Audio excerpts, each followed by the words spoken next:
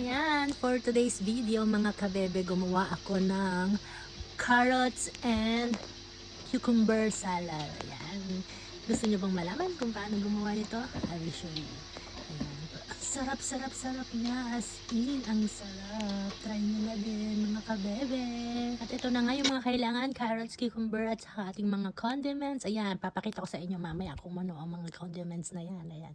Kunahin muna natin ang maghiwa-hiwa ng carrots. Kailangan ganyan style ang paghiwa. Hindi pwedeng yung gagamitin nyo ng kutsilyo. Mas maganda yung ganyan para uniform yung size. Uniform!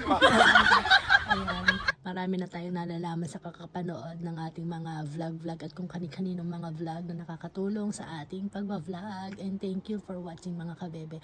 Ayan, ito naman ngayon ang ating cucumber, ganyan. Yung iba sinasama nila yung balat, pero ako parang hindi kasi ano ako sa mapait, parang ayoko. Kaya yung mga balat inalis ko mo.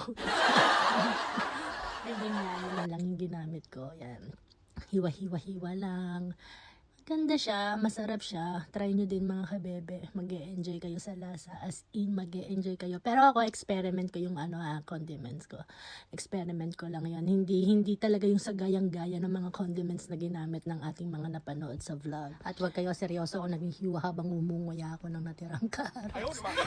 Nakaka-enjoy siya. Minsan talagang kailangan din natin enjoy yung mga sarili natin dahil sa ating mga pagod. What? Ang daming nalalaman, pagod daw. Nakakapagod kaya minsan kailangan natin din na. Ayan, lagyan muna natin ng miele o honey. Ayan, ang hirap ko kunti na yung hirap kumuha. Pero na-enjoy ko naman talaga yung lasa. Ayan. And then index natin yung aceto usuka, aceto balsamico.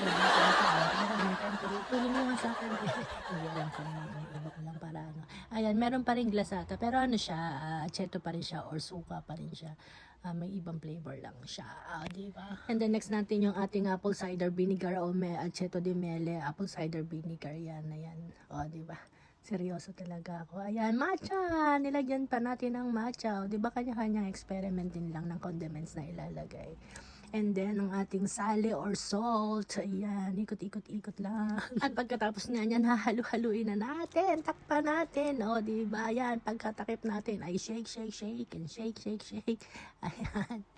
Diba? Ang daming tumalsik pang toyo. Hindi lang masyado siyang nakita. Pero may mga tumalsik pang mga toyo yung sa condiments niya. Diba?